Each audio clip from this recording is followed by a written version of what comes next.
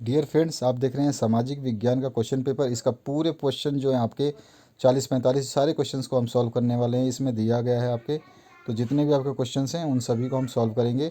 और साथ ही साथ आपको बता दूं, हमने साइंस का और आपके मैथ्स का और हिंदी का ऑलरेडी सल्यूशन बना दिया है सभी क्वेश्चन के साथ में। इंग्लिश का भी आज बन जाएगा, कल अपलोड कर देंगे।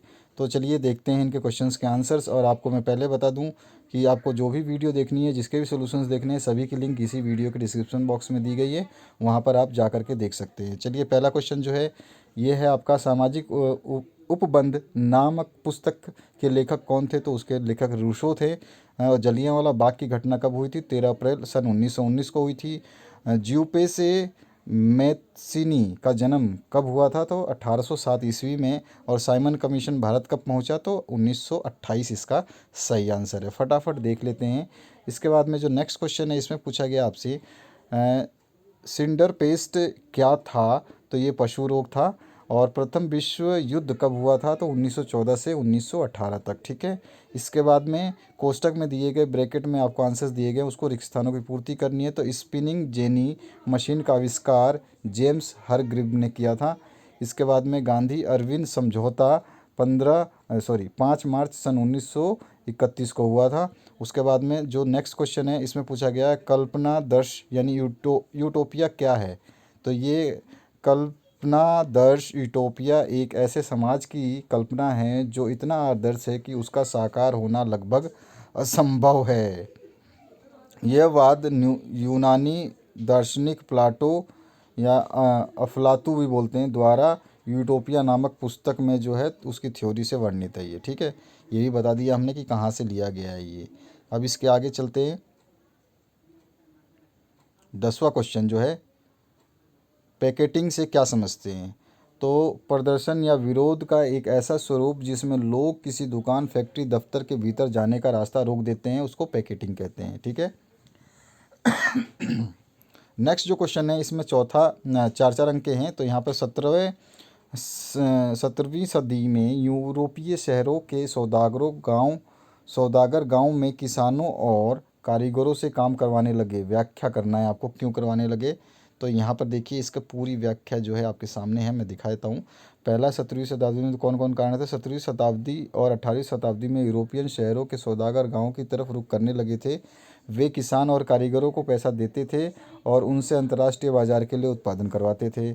उस समय विश्व व्यापार के विस्तार को दुनिया के वे ये कहीं कहीं मिसप्रिंट हो गया होगा टाइप करते समय, इसमें दिक्कत हो जाती है कभी मान लो कंप्यूटर में, तो आप समझ लेना। उस समय विश्व व्यापार के विस्तार और दुनिया के विभिन्न भागों में, यहाँ पे के आएगा, ठीक है, के विभिन्न भागों में उपनिवेशों की स्थापना के कारण चीज़ों की मांग बढ़ने लगी। इस मांग को पूरा करने के लिए केवल शहरों में रहते हुए उत्पादन नहीं बढ़ाया जा सकता था। तीसरा है, नए व्यापारी शहरों में कारोबार नहीं कर सकते थे, इसलिए वे गांवों की तरफ जाने लगे और गांवों में जो गरीब काश्तगर और दस्तकार सौदागरों के लिए काम करने लगे। ठीक है, ये इनका आसन, क्योंकि पहले से जो व्यापारी थे वो उनको नए व्यापारियों को टिकने नहीं देते थे। अब इसी का और जो क्वेश्चन है वो पूछा गया था। तो खाद्य उपलब्धता पर तकनीक के प्रभाव को दर्शाने के लिए इतिहास के से 2 उदाहरण दें। तो यहाँ पर एक तो आपका तेज़ चलाने वाली गाड़ियाँ बनी, बोगियाँ का भार कम किया गया और जलपोतों का आकार बढ़ा, जिससे कि किसी भी उत्पाद को खेतों से दूर दूर बाज़ारों में कम लागत और ज़्यादा आसानी से पहुंचाया जा सके। और दूसरा है, पानी के जहाज़ों में रेफ्रिजरेशन की तकनीक स्थापित की गई, जिससे जल्दी ख़राब होने वाली चीज़ों को भी लंबी यात्राओं पर ले जाया जा सके। यानी जो फ्रिज वगैरह की व्यवस्था की गई कि खाना वाना ख़राब ना हो, जो जल्दी ख़राब हो जाते हैं, तो इस तरह से। इसके बाद में जो 12वां क्वेश्चन है ये पूछा गया आपसे 5-5 अंकों के। तो 12वां क्वेश्चन में आपसे पूछा गया, मरियान और जर्निया कौन थे और जिस तरह उन्हें चित्रित किया गया उसका क्या महत्व था? तो यहाँ पर जो है फ्रांसीसी क्रांतिकारियों के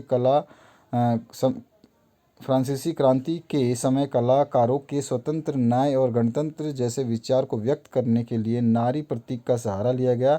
इसमें मरियान और जर्मेनिया अत्यधिक प्रसिद्ध थे। ठीक है, उसके बारे में मरियान के बारे में यहाँ लिख दिया, जर्मेनिया के बारे में यहाँ लिख दिया। आप इसको पढ़ सकते हैं, आराम से समझ सकते हैं, बहुत ही शुद्ध साफ साफ लैंग्वेजों में लिखी गई है। इसके बाद में आ जाइए, इसी का और जो पार्ट है उसको दिखा देता हूँ मैं, और उसको भी देख लेते हैं। तो और पार्ट में 19वीं सदी के यूरोप में कुछ उद्योगपति मशीनों के बजाय हाथ से काम करवाने वाले श्रमिकों को प्राथमिकता क्यों देते थे। तो उद्योगपतियों क्यों देते थे, तो उसके हमने 4 पॉइंट्स यहाँ पे बना के डाले हुए हैं। आप इनको पढ़ सकते हो, क्योंकि उनमें बहुत ज़्यादा उनका फ़ायदा होता था। हाथों से बनी जो चीज़ें हैं वो मतलब आसानी से बन जाती थी, और जो मज़दूरी के में जो आपकी मशीनों में जिसकी दिलचस्पी नहीं थी, जिसको चलाना नहीं आता था, वो सब चीज़ें बहुत सारी इफ़ेक्ट थी, तो यहाँ लिख दी गई हैं। इसके बाद में नेक्स्ट जो क्वेश्चन है, दिए गए मानचित्र में आपको निम्न स्थानों को दर्शाना था। तो उसमें पहला था आपका एक अफ्रीका, और दूसरा है आपका जो है सूरत। ठीक है, तो ये आपको दर्शाना है। तो देखिए, इसमें आपका अफ्रीका यहाँ पे दर्शा दिया गया है, और सूरत भारत में आएगा तो यहाँ पे दर्शा दिया गया। आप देख रहे हैं, दोनों को दर्शा दिया गया है। इसके अलावा जो ये हमने दर्शा रखा है, ये आपको इसलिए दे रखा है ताकि आप इसको याद कर सकें, क्योंकि एग्ज़ाम में क्वेश्चन कुछ भी पूछा जा सकता है जो आपके सिलेबस में है, उन सभी को आपको ध्यान रखना है। ठीक है, तो इसी तरह से आपको मैप हमने प्रोवाइड किए हैं ताकि आपको कोई दिक्कत ना हो। तो ये पूरा मैप है, आप देख रहे हैं जैसा, तो इसको आप देख सकते हैं आराम से। इसके बाद में आ जाइए, नेक्स्ट जो है इकाई सेकंड भूगोल जो है, आपको इसकी पीडीएफ लिंक जो है हम वीडियो के डिस्क्रिप्शन बॉक्स में डाल देंगे, वहाँ से डाउनलोड कर लेना, सॉल्यूशन भी मिल जाएगा आपको। और निम्न में से कौन सी एजेंसी सार्वजनिक क्षेत्र में स्टील को बाज़ार में जो उपलब्ध कराती है, तो वो कौन सी है? Steel authority of India limited है ना, सेल का फुल फॉर्म है steel authority of India limited. ठीक है, सेल है, बी ऑप्शन करेक्ट है इसका। भारत का सबसे लंबा, ये आपका जो है और एमसीक्यूज है दूसरे मतलब आपके सामाजिक विज्ञान के दूसरे पार्ट का। भारत का सबसे लंबा राष्ट्रीय राजमार्ग इनमें से कौन सा है? तो ये 7 जन नंबर जो है राजमार्ग, NH नंबर 8 तो हमारे पास में ही है, दिल्ली वाला हाईवे है आपका, और जो 7 नंबर है ये आपका दूसरा है। इसमें से कौन सी रबी फसल है? तो चना जो है एक रबी फसल है। और नवीनीकरण योग्य संसाधन का एक उदाहरण कौन सा है? तो सौर ऊर्जा जो है नवीनीकरण है, क्योंकि इसको आप हमेशा रोजीना यूज़ कर सकते हैं विदाउट कॉस्ट।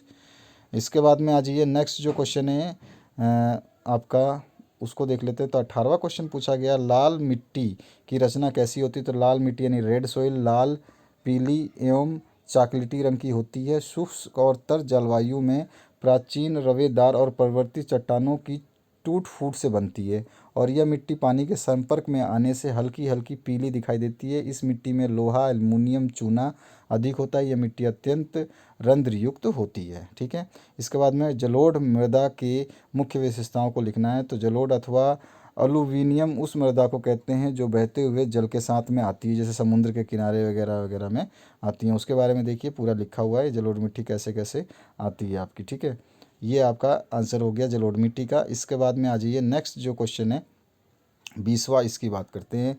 तो 20वें क्वेश्चन में आपसे पूछा गया है, परंपरागत ऊर्जा स्रोत और गैर परंपरागत ऊर्जा स्रोत को आपको डिफरेंशिएट करना था। तो टेबल बना के हमेशा डिफरेंशिएट करें। पहला डिफरेंशिएट आपस में ये रहा। दूसरा जो है, आप बोल सकते हैं कि इनका परंपरागत ऊर्जा स्रोत सीमित है, और ये आपका जो है सीमित नहीं है, असीमित है। और ऊर्जा स्रोतों के उपयोग से प्रदूषण होता है, और इससे प्रदूषण नहीं होता है।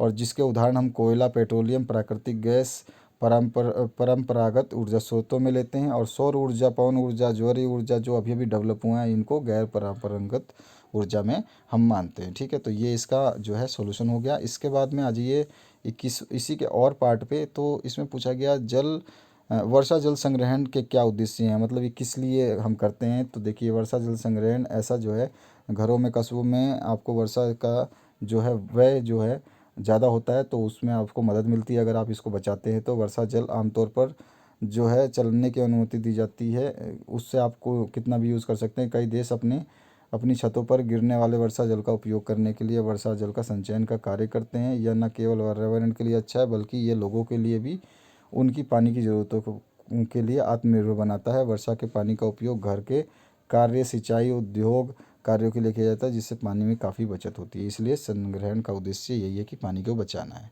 ठीक है, इसके बाद में नेक्स्ट जो 21वां क्वेश्चन है, इसमें पूछा गया, जल दुर्लभता क्या है और इसके प्रमुख कारण क्या है? तो देखिए, जल दुर्लभता का मतलब वही है कि जल की कमी, सीधी सी बात है। और दूसरे शब्दों में अगर किसी वस्तु की आपूर्ति मांग से कम हो तो वो दुर्लभता होती है, यानी कि पानी हमको ज़्यादा चाहिए और सप्लाई कम है तो वो दुर्लभता होती है। और जल की कमी किस वजह से होती है? किसी प्रदेश में अत्यधिक जनसंख्या की वजह से हो सकती है। प्रदेश में जो है प्रत्येक व्यक्ति के लिए पानी नहाने के लिए, खाने के लिए, पीने के लिए, सबके लिए चाहिए, तो उसमें कमी हो जाती है, उतनी आपूर्ति नहीं हो पाती है। प्रदेश में यदि वर्षा कम होती है तो भी जल में कमी आ जाती है। अगर हम अत्यधिक जल उपयोग करते हैं तो भी ये प्रॉब्लम आ जाती है। और आसमान जल भी जो है इसका अभाव का कारण है, क्योंकि कभी कभी बारिश नहीं होती है। आसमान जल का मतलब बारिश भी इसका जो है वो रीज़न है। तो ये भी सब आपको ध्यान रखना है। इसके बाद में और ऑप्शन जो पूछा गया है, चावल की खेती के लिए उपयुक्त जो है भौगोलिक दशाओं को बताना है। तो चावल खेती के लिए जो परिस्थितियां हैं, तापमान 16 डिग्री से 27 डिग्री, वर्षा के लिए 100 सेंटीमीटर से 200 सेंटीमीटर वर्षा मतलब मानी जानी चाहिए, होनी चाहिए, ठीक है। लेकिन फसल के समय बारिश का होना हानिकारक होता है, ठीक है। और 24 डिग्री सेंटीग्रेड के आसपास वार्षिक कवरेज तापमान जो है वो माना जाता है। जितना मतलब जिस टाइम तक ये फसल उगती है 24 डिग्री का तापमान अच्छा माना जाता है। मिट्टी जो है इसकी जालोढ़ मिट्टी या उपजाऊ नदियों की घाटियों में अच्छी तरह से उगाया जाता है, ठीक है। यह मिश्रित मिट्टी दोमट और बलुई मिट्टी में भी उगाया जा सकता है। और भूमि कैसी है? तो सादे भूमि में और कोमल ढलान में चावल के उत्पादन के लिए उपयुक्त है, क्योंकि चावल की खेती के लिए पानी का स्थिर होना बहुत ही ज़रूरी है। इसके बाद में नेक्स्ट जो क्वेश्चन है 22वां, इसमें आपको पूछा गया है क्वेश्चन में लाल मिट्टी बताना है आपको और चाय बताना है आपको। जो है आपको चाय बताना है, लाल मिट्टी बताना है। ये आपको क्यों बताना है? भारत के मानचित्र में इस चीज़ को दिखाना है। तो देखिए यह जो हमने मानचित्र आपको दिया है इसमें आपको सब कुछ बताया हुआ है। हरे कलर से जो चीज़ करी गई हैं उनको देख सकते हैं आप। हरे कलर से जो है पर्वत और पठान है, और जलोढ़ मिट्टी है जो ये वाली है, और लाल मिट्टी जो है लाल कलर में, ये जो लाल कलर में जितने भी हैं ये सारी की सारी रेड कलर की मिट्टी है जो आपको बतानी है। लाल और पीली मिट्टी है, ठीक है। तो इसलिए हमने दे दिया ताकि आपको दूसरी मिट्टियाँ भी हैं, कुछ पूछ ले एग्ज़ाम में तो आप इसको याद कर सकते हैं। और दूसरी चीज़ पूछी गई है चाय के बारे में, क्योंकि यहाँ पे चाय पूछा गया है, तो दूसरा चाय का मैं आपको दिखाता हूँ कि चाय भी आपका जो है अलग अलग जगहों पे होता है। तो चाय का मैं दिखा देता हूँ। तो चाय आपका हो गया मानचित्र में दिखाना, तो देखिए चाय यहाँ पे हो रहा है आपका टी से डिनोट किया गया है। चाय आपके यहाँ पे भी होता है, चाय ये रहा इस जगह पे। और चाय आपका नीचे भी एक जगह मैं आपको दिखा देता हूँ, सभी का बता रखा है। चाय यहाँ पे भी होता है आपका। और ये सब जो क्षेत्र हैं, जो साइन है वो किसके हैं? ये गोल गोल है जूट का है, टी है चाय का है, क्रॉस क्रॉस है कपास का है, और लंबा लंबा जो है गन्ना का है, और आर जो है रबर का है। तो यह जहाँ पे मानचित्र आप पढ़ सकते हैं, आपकी अच्छी तैयारी के लिए डाल दिया गया है। इसके बाद में 23वां जो क्वेश्चन है, दिए गए भारत के मानचित्र का ध्यानपूर्वक अध्ययन करके क और ख को प्रदर्शित करना है। तो आपके पास क्वेश्चन पेपर है, उसमें क जो है, क का पार्ट जो है यहाँ पर है, कहीं आप देख रहे हैं जो कि उड़ीसा में है।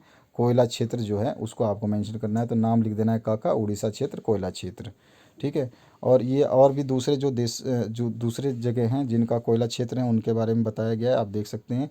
जैसे आपका उत्तर प्रदेश में बहुत थोड़ा होता है, मध्य प्रदेश में ज़्यादा होता है, और आपका जो है झारखंड में सबसे ज़्यादा होता है, बंगाल में भी थोड़ा सा होता है, आपका आंध्र प्रदेश में भी होता है, महाराष्ट्र में भी होता है। ये और भी जो जगह हैं जहाँ पे आपका कोयला होता है, तो आपको ध्यान रखना है, कहीं भी पूछ सकता है।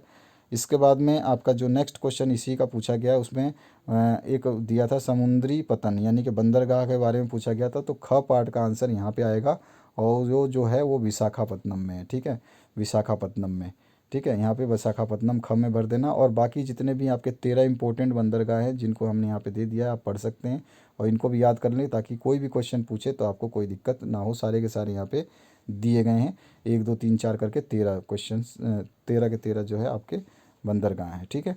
अब इसके बाद में आ जाइए नेक्स्ट जो क्वेश्चन है, इसमें पूछा गया नागरिक शास्त्र से। तो सबसे पहला जो क्वेश्चन है, झारखंड राज्य का गठन कब हुआ? तो सन 2000 में हुआ था। इसके बाद में 1970 1993 के मध्य बेल्जियम के संविधान में कितनी बार संशोधन किया गया? तो 4 बार किया गया। इनमें से कौन से गैर लोकतांत्रिक देश हैं? तो कोई नहीं है, सब लोकतांत्रिक देश हैं। 27वां क्वेश्चन है, भारतीय जनता पार्टी का मुख्य प्रेरक सिद्धांत क्या है? तो सांस्कृतिक राष्ट्रवाद जो है उसका सिद्धांत है। इसके बाद में 28वां जो क्वेश्चन है, इसमें पूछा गया आपसे भारतीय कम्युनिस्ट पार्टी की स्थापना कब की गई थी? तो 1925 में की गई थी। 19वां जो क्वेश्चन है, इसमें रिक्त स्थानों की पूर्ति करनी है, ऑप्शंस आपको दिए गए। तो श्रीलंका स्वतंत्र राष्ट्र सन 1948 ईस्वी में बना। और बहुजन समाज पार्टी का गठन सन 1984 ईस्वी में हुआ और 22 भाषाओं को भारतीय संविधान की 8वीं अनुसूची में रखा गया है और केंद्र के साथ राज्य सरकारों की साझी दिलचस्पी वाले विषय समवर्ती सूची के अंतर्गत आते हैं। तो ये इसके आंसर्स हैं जो जो हमने बता रखे हैं यहाँ पे। इसके बाद में आ जाइए नेक्स्ट जो क्वेश्चन है, इसमें पूछा गया है आपसे सत्ता की साझेदारी का क्या अर्थ है या क्या लाभ है। तो समाज में सहोदर और शांति बनाए रखने के लिए सत्ता की साझेदारी आवश्यक है। इससे विभिन्न सामाजिक समूहों में टकराव कम करने में मदद मिलती है। इसके बाद में सूचना के अधिकार से क्या तात्पर्य है, तो यह एक विशेष तरह का कानून है जिसका आविर्भाव सन 2005 में हुआ। इस कानून को लाने का सबसे बड़ा उद्देश्य आम लोगों को सरकार के सवाल करने का हक देना था। इस कानून की सहायता से कोई भी आम व्यक्ति सरकारी कार्यालय में अपनी आरटीआई दर्ज करा सकता है, किसी भी तरह की जानकारी प्राप्त कर सकता है, जिसको हम आरटीआई बोलते हैं, right to information act, RTI. ठीक है, तो सरकार इससे सवाल पूछने का हक मतलब हर देश के नागरिक को है। इसके बाद में नेक्स्ट जो क्वेश्चन पूछा गया आपसे, इसमें पूछा गया है एक अच्छे लोकतंत्र की प्रमुख जो खूबियां हैं, विशेषताएं हैं, वो क्या क्या हैं। तो लोकतंत्र आम लोगों की भलाई का मनोरथ रखता है। ठीक है, दूसरा है यह समानता के सिद्धांत पर आधारित है, क्योंकि यहाँ पे विशेषताओं को पूछा है, डिस्क्राइब नहीं, वर्णन नहीं बोला है, तो वर्णन हमने नहीं किया है। तीसरा है आपका स्वतंत्रता मानव विकास के लिए आवश्यक है और लोगों को राजनीतिक शिक्षा मिलती है इससे, लोकतंत्र से, मतलब एक अच्छे लोकतंत्र से। और चौथा, लोगों को जो है राजनीतिक शिक्षा मतलब विद्रोह या क्रांति की कोई संभावना नहीं होती अच्छे लोकतंत्र से। जिम्मेदार सरकार होती है अच्छे लोकतंत्र में, और मजबूत और कुशल प्रशासन होता है अच्छे लोकतंत्र में। उदारवादी सरकार होती है, देशभक्ति की भावना का विकास होता है, नागरिकों के अधिकार एवं स्वतंत्रताओं की सुरक्षा होती है, और भ्रातृ की भावना यानी कि धर्म जाति मजहब को सबको भुलाया जाता है इसमें, और कानूनों का अधिक पालन होता है बढ़िया सख्ती से। यह राष्ट्रीय चरित्र का निर्माण भी करता है। तो ये सारे पॉइंट्स है जो इसके अंदर आप अंतर्गत लिख सकते हैं। इसके बाद में इसी का और जो पार्ट है, भारत की संघीय व्यवस्था में बेल्जियम से मिलती जुलती एक विशेषता और उससे अलग एक विशेषता, एक तो बेल्जियम से मिलती जुलती बतानी है और एक उससे अलग। तो बेल्जियम से मिलती जुलती विशेषता यहाँ पे है और बेल्जियम से अलग एक विशेषता यहाँ पर है। तो दोनों आंसर यहाँ पे लिख रखे हैं, आप आराम से इसको पढ़ सकते हैं, देख सकते हैं। इसके बाद में आ जाइए नेक्स्ट जो क्वेश्चन है इसकी बात करते हैं।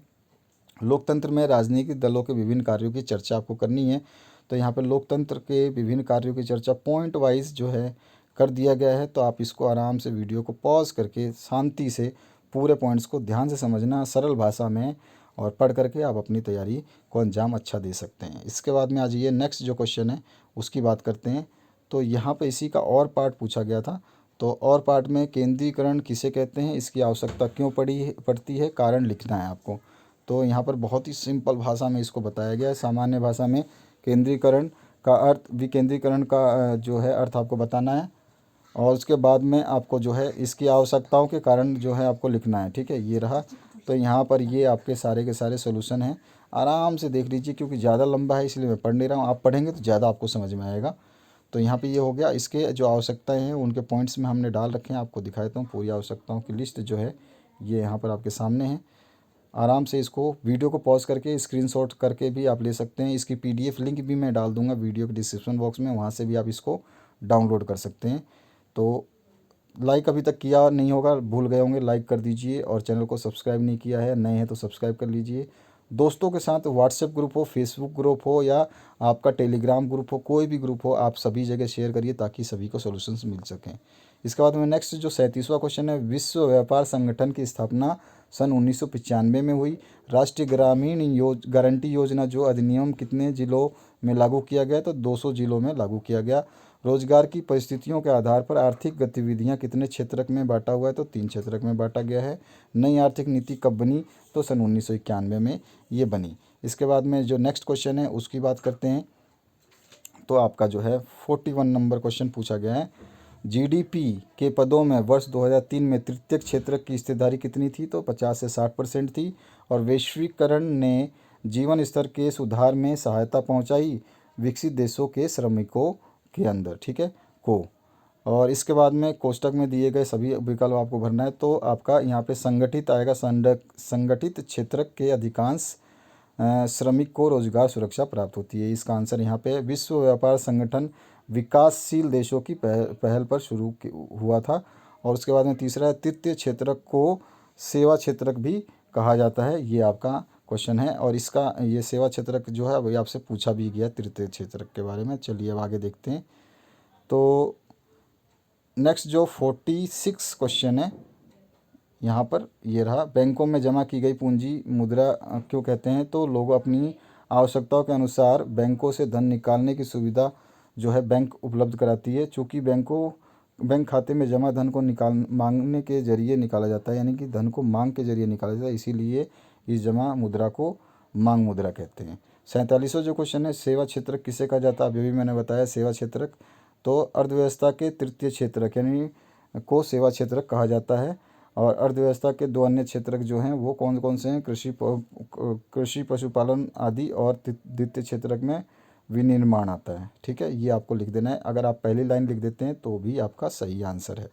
इसके बाद में आपका जो नेक्स्ट क्वेश्चन पूछा गया है, प्रच्छन्न बेरोजगारी और मौसमी बेरोजगारी में जो है आपको अंतर बताना है। तो एक तो आपकी कई बार क्या है, नौकरी या कार्य में एक से ज़्यादा व्यक्ति कार्यरत हों तो वो आपकी जो प्रच्छन्न बेरोजगारी हो जाती है। उदाहरण के लिए यदि खेती को करने के लिए 5 लोगों की आवश्यकता होती है लेकिन 8 लोग लगे रहते हैं, इसमें 3 लोग अतिरिक्त हैं जैसे, है ना। और मौसमी बेरोजगारी में क्या होती है, जब लोग वर्ष के कुछ महीनों में रोज़गार प्राप्त नहीं कर पाते या रोज़गार नहीं करते, उसमें मौसमी बेरोजगारी कहते हैं। ठीक है, ये जैसे रिसेशन बोलते हैं हम जिसको, बस कि रिसेशन आ गया, इस महीने तक काम नहीं चलेगा, उस महीने ऐसा।